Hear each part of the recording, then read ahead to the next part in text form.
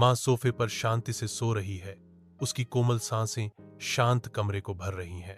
एक छोटी बिल्ली चुपके से आती है। उसकी आंखें कैंची की एक जोड़ी पर टिकी हैं, शरारती इरादे से। बिल्ली का बच्चा कैंची उठाने के लिए संघर्ष करता है। उसकी आंखों में एक चंचल चमक। बिल्ली का बच्चा विजयी होकर मां के बाल का एक टुकड़ा काट देता है।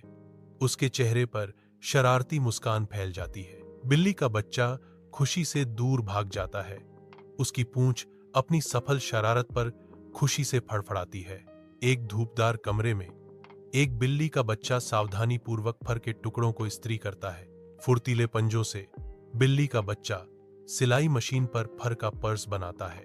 बिल्ली के बच्चे ने अपने हाथ से बने उपहार को पूरा करने के लिए एक जड़ी हुई हार जोड़ी।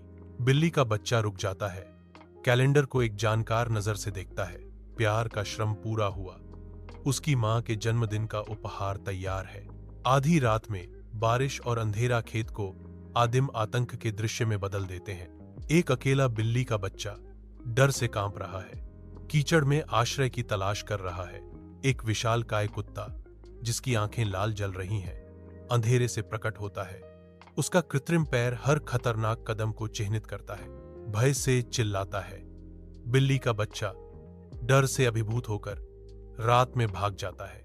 बैठक कक्ष में मां पिता का सामना उग्र क्रोध से करती है। वह बिखरे हुए बालों की ओर इशारा करती है, जो किटन की हरकतों का सबूत है। तुम्हारे बेटे ने मेरे बाल काटे, वह आरोप लगाती है। उसकी आवाज गुस्से से गूंज रही है। पिताजी गुस्से से दहाड़ते हैं।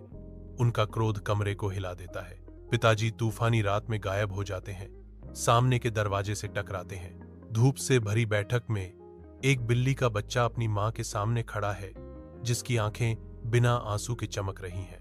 नन्हा प्राणी अपनी मां की ओर देखता है। पश्चाताप उसके चेहरे पर गहराई से अंकित है। दिल दहला देने वाली ईमानदारी के साथ बिल्ली का बच्चा माफी मांगना शुरू कर देता है। मुझे बहुत खेद है मां, मेरा मतलब नहीं था।